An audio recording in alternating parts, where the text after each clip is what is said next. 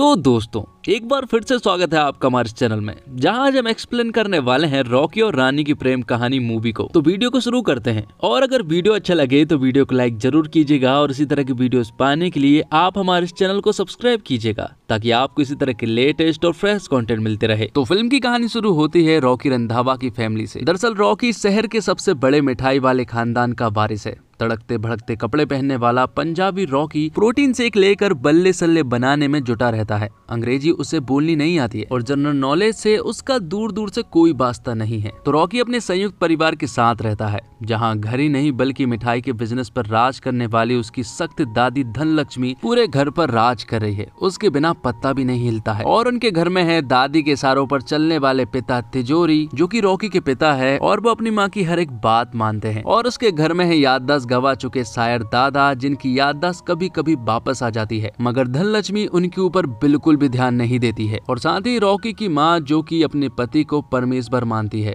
और अपने सारे सपनों के साथ अब उन्होंने समझौता कर लिया है। तो यहाँ पर रॉकी के अपने दादाजी से बहुत बनती है। वो बात और है कि उनकी याददाश्त कम ही याद रहती है, लेकिन रॉकी को अपने दादाजी के साथ रहना बहुत पसंद है। और रॉकी की एक बहन भी होती है जिसका नाम गायत्री होता है। वो मोटापे की शिकार है, इसी वजह से उसकी शादी भी नहीं हो पा रही है और वो छिप छिप कर ट्रेडिंग भी करती है, लेकिन ये बात उसने अभी तक तो किसी को नहीं बताई है। अब आगे हम रॉकी को एक क्लब में डांस करता हुआ देख पाते हैं। वो यहाँ पर सभी का एंटरटेनमेंट कर रहा होता है, लेकिन तभी यहाँ पर उसके पिता तिजोरी और इसकी दादी धनलक्ष्मी आ जाती है। दरअसल इसी क्लब में एक इवेंट होने वाला था, इसलिए सभी को इनवाइट किया गया था और यहीं पर उसके दादाजी कमल भी आए हुए थे। और यहाँ पर जब एक पुराना सॉन्ग चलाया जाता है तो कमल जी की कुछ पुरानी यादें वापस आ जाती है और वो यहाँ से अपनी व्हीलचेयर से एक औरत के पास जामनी जामनी बोलते हुए चले जाते हैं और उसके गालों को चूम लेते हैं। ये देखकर सभी लोग हैरान रह जाते हैं कि आखिर कमल जी ने ये क्या किया। और अगले दिन डॉक्टर भी जब कमल जी का इलाज कर रही थी, तब भी वो जामनी जामनी ही बोले जा रहे थे। तो रॉकी उन्हें देखकर हैरान था कि आखिर हम हमेशा इनके सामने रहते हैं, इसके बाद भी उन्हें हमारा नाम याद ना रहकर किसी जामनी नाम की औरत का नाम याद है। और रॉकी जब अपने दादाजी की डायरी चेक करता है तो उसमें भी जामनी नाम की लड़की की फोटो थी, उसके पीछे जामनी का कुछ एड्रेस भी लिखा हुआ था। तब रॉकी अपने बेस्ट फ्रेंड के साथ मिलकर जामनी की इन्फॉर्मेशन निकालना शुरू कर देता है। तब उन्हें गूगल पर रानी चटर्जी के बारे में मालूम चलता है, जो कि दरअसल में जामनी चटर्जी की पोती होती है। और फिर आगे हमें रानी चटर्जी के बारे में मालूम चलता है कि दरअसल में रानी एक बहुत बड़ी न्यूज एंकर है। वो बड़े बड़े लोगों का आसानी से मुंह बंद कर देती है। तभी उसके ऑफिस में हम रॉकी और उसके दोस्त को आता हुआ देख पाते हैं। वो यहाँ पर रानी से मिलते हैं और मिलते ही उससे बकवास करना शुरू कर देते हैं। पॉइंट की बात अभी तक कुछ भी नहीं की थी और यही देखकर रानी मुस्कुरा रही थी। जिसके बाद रॉकी उससे कहता है कि जामनी चटर्जी आपकी दादी है, और वो ये जानना चाह रहा था कि आखिर जामनी चटर्जी जिंदा है या फिर मर गई। लेकिन यहाँ पर रानी उन्हें बताती है कि वो अभी जिंदा है। तो रॉकी उन्हें बताता है कि आपकी दादी की फोटो मेरे दादाजी की डायरी में थी और सालों बाद उन्हें कोई नाम याद आया है। तो मैं चाहता हूँ कि एक बार जामनी जी अगर मेरे दादाजी के सामने आ जाए तो शायद उनकी याददाश्त थोड़ी बहुत वापस आ जाए, और इसी वजह से शायद थोड़ा बहुत वो हमें भी याद कर लें। तो यहाँ पर रॉकी रानी को अपना गोल्डन कार्ड देता है और यहाँ से चला जाता है। अब अगले सीन में हमें रानी की फैमिली दिखाई जाती है, जिसमें उसकी माँ होती है, जो कि कॉलेज की इंग्लिश की सीनियर प्रोफेसर होती है, और उसके पिता चंदन जो होते हैं वो कथक के प्रोफेशनल डांसर है। उन्हें कभी भी स्टेज पर डांस करने का मौका तो नहीं मिला, लेकिन उन्हें मालूम है कि जब भी उन्हें स्टेज पर डांस करने का मौका मिलेगा तो वो कमाल कर देंगे। अब रात को रानी जब अपनी दादी को कमल जी के बारे में बताती है तो वो इमोशनल हो जाती है, और वो रानी को बताती है कि कभी कभी दो पल का साथ भी आपको जीवन भर की मोहब्बत दे जाता है। वो रानी को बताती है कि वो 1978 में शिमला गई थी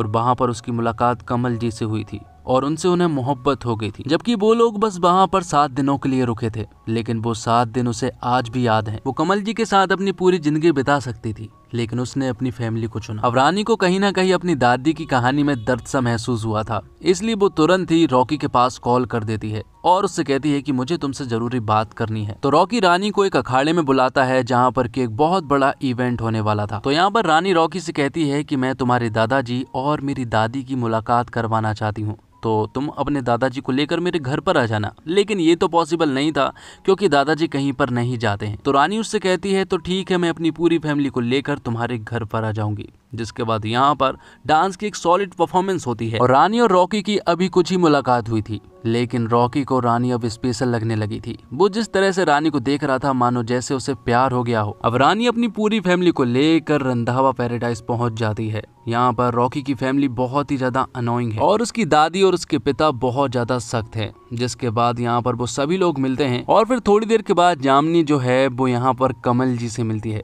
वो यहाँ पर उन्हें सब कुछ याद दिलाने की कोशिश करती है, लेकिन कोई भी फर्क नहीं पड़ रहा था। लेकिन ये सब कुछ देखकर धनलक्ष्मी को बहुत ज्यादा जलन हो रही थी। और जब रानी की फैमिली यहाँ से जाने लगती है तो कमल जी यहाँ पर जामनी के लिए एक खूबसूरत सा पुराना सॉन्ग गाने लगते हैं, वो भी व्हील चेयर से खड़े होकर। ये देखकर सभी लोग हैरान थे कि आखिर जो इंसान व्हील चेयर से उठ तक नहीं पाता था आज वो किसी के लिए सॉन्ग गा रहा है। लेकिन ये देखकर धनलक्ष्मी को बहुत ज्यादा अजीब लगता है, इसलिए वो उन सभी से यहाँ से जाने के लिए कह देती है। लेकिन कुछ भी हो, रानी रॉकी को ये तो समझ आ गया था कि कमल जी और जामनी एक दूसरे से प्यार करते हैं और इतने साल जब उन्होंने एक दूसरे के बिना गुजार दिए हैं तो अब उनकी मुलाकात करवाना तो बनता है। तो अब अपनी दादा दादी के वजह से वो दोनों भी एक दूसरे के साथ समय बिताना शुरू कर दिए थे और अब वो भी कहीं न कहीं एक दूसरे को पसंद करने लगे थे। और फिर अगले ही दिन रॉकी अपने परिवार वालों से छिपाकर कमल जी की मुलाकात जामनी से करवाता है। एक तरफ तो ये दोनों मिलते हैं और दूसरी तरफ रानी और रॉकी की केमिस्ट्री बनने लगी थी। दोनों एक दूसरे के साथ खुश रहने लगे थे और वो साथ मिलकर अब ढेर सारा रोमांस भी करने लगे थे। और फिर एक दिन रानी की दादी जामनी रानी से पूछती है कि क्या तुम रॉकी से प्यार करने लगी हो, लेकिन यहाँ पर रानी मना करती है और कहती है कि मेरे अंदर उसके लिए कोई भी फीलिंग्स नहीं है और हम दोनों बहुत ज्यादा अलग हैं। तो यहाँ पर जामनी उसे समझाती है कि अगर तुम्हें सच्चा प्यार मिल जाए तो उसे कभी जाने मत देना, वरना मेरी तरह एग्जाम्पल बनकर रह जाओगी। अब कुछ दिनों के बाद रानी का जन्मदिन था और रॉकी उसे एक छोटे से कमरे में ले जाता है जहाँ उसने बहुत ही अच्छे से सजाया हुआ था और यहाँ पर वो उसका केक तो नहीं लेकिन यहाँ पर एक बहुत बड़ा लड्डू काटने वाले थे। और यहाँ पर रानी रॉकी को देखकर समझ गई थी कि उसके अंदर मेरे लिए फीलिंग्स आ गई है और अब वो मुझसे प्यार करने लगा है। और जब रॉकी रानी के नजदीक आने की कोशिश करता है तो रानी उससे कहती है कि मुझे घर जाना है, तो रॉकी उसे घर छोड़ देता है। लेकिन अगले दिन रॉकी फिर से रानी को एक खूबसूरत जगह पर ले जाता है और अपने प्यार का इजहार कर देता है। वो तो उससे डायरेक्ट शादी के लिए पूछता है, लेकिन रानी उससे कह देती है कि हमारे बीच में ऐसा कुछ नहीं है, ना तुम मेरे बारे में ठीक से जानते हो और ना मैं तुम्हारे बारे में, और जो कुछ भी हमारे बीच में हुआ था वो हमारी मर्जी से हुआ था, हमने एक दूसरे को फोर्स नहीं किया था। और इससे भी बड़ी प्रॉब्लम ये है कि हम दोनों की फैमिलीज बहुत अलग है, मैं तुम्हारी फैमिली के साथ नहीं रह सकती और हमारे बीच में कुछ भी कॉमन नहीं है। ये सारी बातें सुनने के बाद रॉकी को बहुत ज्यादा बुरा लगता है और वो रानी से कहता है कि मुझे या तो सब कुछ चाहिए या फिर कुछ भी नहीं। और इतना बोलने के बाद रॉकी यहाँ से इमोशनल होकर चला जाता है। अब इसके बाद रानी को भी बहुत ज्यादा बुरा लगने लगा था, क्योंकि उसे कहीं ना कहीं ऐसा लग रहा था कि उसने रॉकी को हर्ट किया है। इसी वजह से उसे बहुत ज्यादा बुरा लग रहा था। वो कई बार रॉकी को कॉल भी करती है, लेकिन रॉकी उसका कोई भी कॉल पिकअप नहीं करता है। अब रानी अपने काम के सिलसिले से शिमला आती है। वो सोचती है कि इस खूबसूरत सी जगह पर आकर शायद वो अपने आप को हील कर पाएगी और उन सब बातों को भूल जाएगी। लेकिन यहाँ पर तो उल्टा होता है, क्योंकि कहीं न कहीं रॉकी अब रानी के दिमाग पर हावी होने लगा था। उसके काम के दौरान भी उसे बस रॉकी ही रॉकी दिखाई दे रहा था। तब यहाँ पर रानी को एहसास हुआ कि कहीं न कहीं वो भी रॉकी को प्यार करती है। तो यहाँ से वापस जाने के बाद वो तुरंत ही रॉकी से मिलने के लिए पहुंच जाती है। लेकिन यहाँ पर रॉकी रानी से कोई भी बात नहीं करना चाह रहा था, इसलिए वो यहाँ से चला जाता है। रानी ने उसे रोकने की काफी कोशिश की थी, लेकिन रॉकी उसकी कोई भी बात नहीं मानता है और अपनी कार में बैठकर यहाँ से चला जाता है। जिसके बाद रानी के पास कोई और रास्ता नहीं था, इसलिए वो रॉकी की कार को टक्कर मार देती है, जिसके कारण रॉकी को ना चाहते हुए भी अपनी कार से उतरना पड़ता है और यहाँ पर वो दोनों झगड़ा करते हैं। और फिर आखिर में रानी ने रॉकी को अपने दिल की बात बता दी थी। उसने बता दिया था कि मैं भी तुमसे प्यार करने लगी हूँ। तो अब दोनों ही एक दूसरे से प्यार करने लगे थे, लेकिन एक बहुत बड़ी प्रॉब्लम ये है कि उनकी फैमिलीज बहुत ज्यादा अलग है। ना रानी की फैमिली रॉकी को एक्सेप्ट करेगी और ना ही रॉकी की फैमिली रानी को एक्सेप्ट करेगी। और अब उन्हें कुछ ऐसा करना होगा कि उनकी फैमिलीज एक दूसरे को पसंद करने लगे। तो यहाँ पर वो एक प्लान बनाते हैं कि 3 महीने के लिए हम एक दूसरे को स्विच करते हैं, तो मेरी फैमिली के साथ रहना और मैं तुम्हारी फैमिली के साथ। तो रानी की फैमिली को तो ज्यादा प्रॉब्लम नहीं थी, क्योंकि वो पढ़े लिखे लोग थे और वो बहुत मॉडर्न फैमिली है, तो उनको मनाने में तो ज्यादा प्रॉब्लम नहीं हुई थी। प्रॉब्लम तो रॉकी के घर पर थी, क्योंकि उनके घर पर कानून बहुत सख्त है। वो यहाँ पर जब अपनी बातें रखता है तो उसके पिता उसे चिल्लाने लगते हैं और दादी भी चिल्लाने लगती है और उसके पिता तो उसके ऊपर हाथ तक उठाने पहुंच जाते हैं। लेकिन आखिर में दादी रोकती है और कहती है कि 3 महीने तक अगर वो हमारी फैमिली के साथ रह ली तो हम तुम्हारी शादी उससे करा देंगे, लेकिन अगर वो हमारी फैमिली के साथ 3 महीने नहीं रह पाए तो तुझे हमारी पसंद की लड़की से शादी करनी होगी। और इस बात से रॉकी भी एग्री कर देता है। जिसके बाद धनलक्ष्मी अपने बेटे तिजोरी को अकेले में लेकर जाती है और वो उससे कहती है कि मैंने रॉकी की आंखों में प्यार देखा है और मैं नहीं चाहती कि हम हमारे बारिश को खोए, क्योंकि ये चीजें बगावत पैदा कर देती है। उस लड़की को आने दो, वो 3 महीने तो क्या 1 हफ्ते भी इस घर में नहीं गुजार सकती। तो अब रॉकी और रानी स्विच होने लगते हैं, रानी रॉकी के घर और रॉकी रानी के घर पर। और दोनों की फैमिली एकदम अलग है, एक तरफ पढ़ी लिखी फैमिली, दूसरी तरफ बहुत ही सख्त फैमिली। अब रॉकी जैसे ही रानी के फैमिली वालों से मिलता है तो वो यहाँ पर सभी को गले लगाकर झप्पी देने की जबरदस्ती कोशिश करता है और यहाँ पर उन सभी लोगों को ये बहुत ही अजीब लग रहा था। और एक तो रॉकी को इंग्लिश बोलनी भी नहीं आती है और वो जो इंग्लिश बोलते हैं वो इंग्लिश भी रॉकी को ठीक से समझ नहीं आती है। जिसके बाद दीवार पर रविन्द्रनाथ टैगोर की फोटो लगी हुई थी, जिन्हें देखकर रॉकी नमस्ते करने लगता है दादाजी समझ के। लेकिन यहाँ पर वो लोग उसे बताते हैं कि ये दादाजी नहीं बल्कि रविन्द्रनाथ टैगोर हैं। ये सुनने के बाद रॉकी उनसे कहता है कि मुझे मालूम है ये रविन्द्रनाथ टैगोर है, वो तो इनके ऊपर किसी ने फिल्टर चढ़ा दिया है इसलिए वो समझ नहीं पाया। यहाँ दूसरी तरफ रॉकी के घर पर माता रानी की आरती हो रही होती है तो रानी भी जल्दी से वहाँ पर पहुँच जाती है। तो जैसे ही रानी वहाँ पर पहुँचती है तो धनलक्ष्मी तुरंत ही रानी को अपने ऊपर सर ढकने की कहती है, जो कि उनका सबसे बड़ा कल्चर है। यहाँ दूसरी तरफ रानी के घर पर रॉकी को खुद ही चीजें सर्व करनी पड़ रही है, लेकिन वो कॉफी बनाना चाहता है पर उसे स्टोव जलानी भी नहीं आती है। और सबसे बड़ी प्रॉब्लम ये है कि रॉकी को उनकी इंग्लिश समझ नहीं आ रही है, उसे इंग्लिश थोड़ी समझ आती है लेकिन इनकी इंग्लिश बहुत ही हाई स्टैंडर्ड वाली है, जो कि रॉकी के ऊपर से बाउंसर जा रही थी। दूसरी तरफ रानी और धनलक्ष्मी के बीच कुछ भी ठीक नहीं चल रहा था, माहौल बहुत ज्यादा बिगड़ा हुआ था क्योंकि धनलक्ष्मी रानी को बिल्कुल भी पसंद नहीं कर रही थी। रानी यहाँ पर पूरी कोशिश कर रही थी धनलक्ष्मी का दिल जीतने में, लेकिन धनलक्ष्मी बहुत ज्यादा सख्त है, उसका दिल जीतना आसान बात नहीं है। तो ऐसे ही रानी और रॉकी के कुछ दिन एडजस्टमेंट में निकल जाते हैं, पर कुछ दिनों के बाद उनके बीच थोड़ी प्रॉब्लम्स आना शुरू हो जाती है। जब रानी के यहाँ पर कुछ कल्चर प्रोग्राम हो रहे थे तो रॉकी यहाँ पर आता है, लेकिन उसे देखकर रानी की माँ उससे कहती है यहाँ पर सारे पढ़े लिखे लोग हैं और तुम्हारे कुछ भी समझ नहीं आएगा, इसलिए तुम एक काम करो, अपने कमरे में जाकर वर्कआउट करो। ये सुनने के बाद रॉकी को बहुत ज्यादा बुरा लगा था क्योंकि यहाँ के कुछ लोग उसे देखकर हंस भी रहे थे, जो कि रॉकी को बिल्कुल भी पसंद नहीं आया था।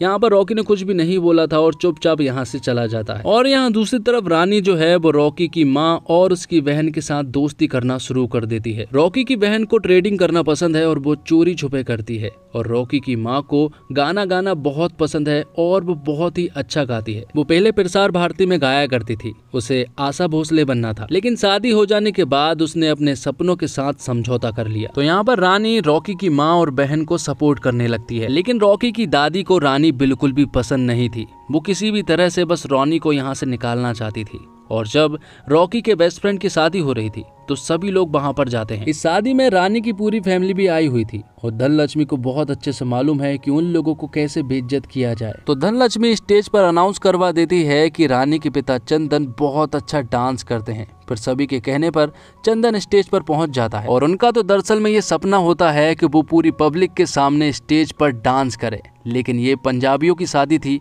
और वो कथक करते हैं। कथक करना तो वैसे एक कला है, लेकिन इन सभी को देखकर वो डांस बहुत ही अजीब लगा था और सभी लोग उनका मजाक बनाने लगते हैं और पूरी की पूरी पब्लिक यहाँ पर चंदन के ऊपर हंस रही थी। ये देखकर वो शर्मिंदा होकर अपने घर चले जाते हैं। उनके पीछे पीछे रॉकी भी जाता है और यहाँ पर रॉकी सबकी तरफ से माफी मांगता है और यहीं पर रॉकी को रानी के पिता की एक बैक स्टोरी मालूम चलती है, जहाँ पर उन्हें कभी भी किसी ने भी कथक के लिए सपोर्ट नहीं किया था। यहाँ तक कि उसके पिता ने तक उसे आज तक सपोर्ट नहीं किया था। उसे किसी ने सपोर्ट किया था तो वो उसकी माँ थी। ये बात सुनने के बाद रॉकी को बहुत गुस्सा आता है लोगों के लिए और वो यहाँ पर उल्टी सीधी बातें बोलने लगता है। ये सुनने के बाद रानी की माँ उसे टोकती है, जिसके बाद तो रॉकी उन्हें एक बहुत ही इमोशनल सी स्पीच देता है और इतना बोलने के बाद वो उन सभी को इमोशनल कर देता है और सबको इम्प्रेस भी। तो अब रानी के घर वालों ने तो रॉकी को एक्सेप्ट कर लिया था, लेकिन रानी को अभी एक्सेप्ट करना बाकी था। अब अगले दिन से जिस इंसान को स्टोव जलाने नहीं आती थी वो सभी के लिए कॉफी बनाने लगा था। वो उन सभी के साथ खुश रहने लगा था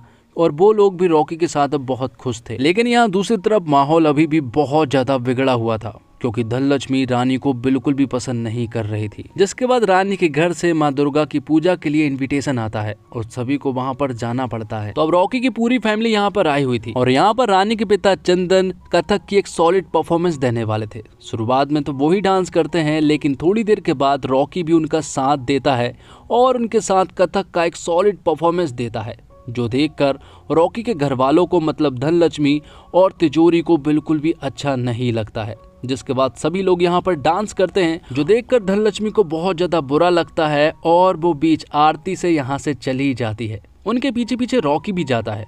रॉकी उन्हें रोकने की कोशिश करता है, लेकिन यहाँ पर उनके बीच में झगड़ा हो जाता है। रॉकी के पिता रानी की फैमिली के बारे में उल्टा सीधा बोल रहे थे, जो कि रानी ने सुन ली थी, जिसके बदले में रानी में उन्हें उल्टा सीधा सुनाने लगती है और गुस्से गुस्से में रानी रॉकी के पिता के हाथ को झटकार देती है, जिससे रॉकी को ऐसा लगा था कि जैसे रानी ने रॉकी के पिता के ऊपर हाथ उठा दिया हो। ये देखकर रॉकी को बहुत ज्यादा बुरा लगता है और वो भी रानी को उल्टी सीधी बातें सुनाने लगता है।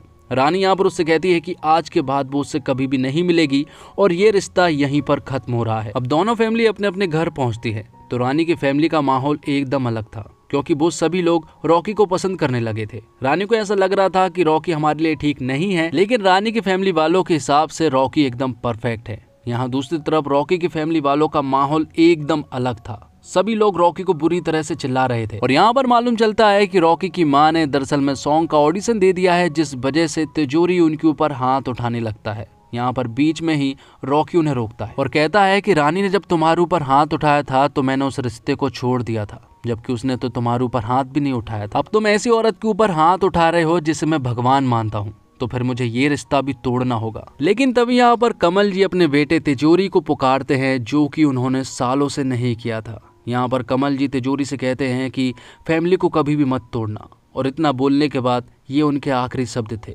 और जिसके बाद वो परलोक से धार जाते हैं। तो कमल जी के जाने के बाद रॉकी का बहुत ज्यादा बुरा हाल था और कहीं ना कहीं उनके बेटे तिजोरी का भी, क्योंकि कहीं ना कहीं तिजोरी की आंखें पूरी तरह से खुल चुकी थी। और जब कमल जी का अंतिम संस्कार हो रहा था तब यहाँ पर जामनी भी आई थी और आखिरी बार उसने कमल जी को प्रणाम किया था, जिसके बाद हम रॉकी की माँ और पिता को बात करता हुआ देख पाते हैं। यहाँ पर तिजोरी अपनी पत्नी से माफी मांगता है। वो कहता है कि मैंने बहुत सारी गलतियां की है जिन्हें माफ करना बहुत मुश्किल होगा, लेकिन मैं आज से वादा करता हूँ कि मैं सारी गलतियां सुधारने की पूरी कोशिश करूंगा। और यहाँ पर वो अपनी माँ मतलब धनलक्ष्मी से भी आर्गुमेंट कर लेता है और उनसे झगड़ा कर लेता है। अब कुछ महीनों के बाद हम रानी के घर पर सभी को बैठा हुआ देख पाते हैं। यहाँ पर तिजोरी भी आए हुए थे और तिजोरी की पत्नी पूनम भी आई हुई थी। दरअसल में ये सभी लोग रॉकी के लिए रानी का रिश्ता लेकर आए थे और वो रानी से कहते हैं कि तुम्हारा बाहर कोई इंतजार कर रहा है। ये सुनने के बाद रानी दौड़ते हुए बाहर जाती है, जहाँ पर कि रॉकी उसका इंतजार कर रहा था फुल बारात के साथ। और यहाँ पर वो दोनों एक दूसरे को सभी के सामने माफ कर देते हैं और हमेशा साथ रहने का वादा करते हैं। और फिर आखिर में इन दोनों की धूमधाम से शादी हो जाती है और दादी मतलब धनलक्ष्मी ने भी अब अपने घुटने टेक दिए थे और उन्होंने रानी के पास शांति का समझौता भेजा था। तो दोस्तों,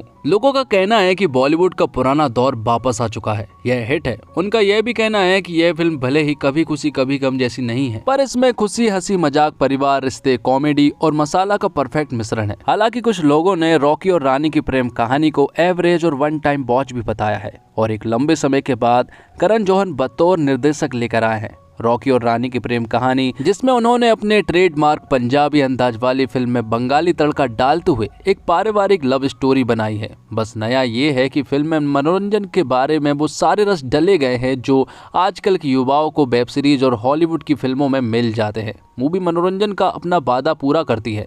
मूवी कहीं हंसाती है, कहीं रुलाती है और साथ साथ संदेश भी देकर जाती है। बस फिल्म की लंबाई थोड़ी ज्यादा है जो थोड़ा गति को धीमा करती है, लेकिन कुल मिलाकर रणवीर सिंह और आलिया भट्ट की केमिस्ट्री का कमाल फिल्म की डोर को बांधे रखता है। और मूवी में ढेर सारे मजेदार पल हैं, लेकिन सबसे खास बंगाली और पंजाबी परिवार की नोकझोंक। इसके अलावा धर्मेंद्र और शबाना आजमी के रोमांटिक पल बहुत ही मजेदार है। रणवीर सिंह और आलिया भट्ट दूसरी बार साथ में आए हैं। दोनों की केमिस्ट्री फिल्म की जान है। मजे हुए कलाकार जैसे धर्मेंद्र, जया बच्चन और शबाना आजमी ने फिल्म के कैनवास में अपने किरदारों से अलग ही रंग डाला है। और करण दोनों परिवार के कल्चर को स्थापित करने में थोड़ा वक्त लगाते हैं, मगर उसके जरिए आप जान पाते हैं कि क्यों ये दोनों किरदार विपरीत ध्रुव की तरह हैं। सेकंड हाफ थोड़ा लंबा और प्रेडिक्टेबल है। प्रीतम के संगीत में तुम क्या मिले, वाट झुमका जैसे गाने पहले ही पसंद किए जा रहे हैं, मगर करण ने धर्मेंद्र और शबाना आजमी जैसे सीनियर जोड़ी के बहाने से अभी न जाओ छोड़ के, डोला रे डोला जैसे कई पुराने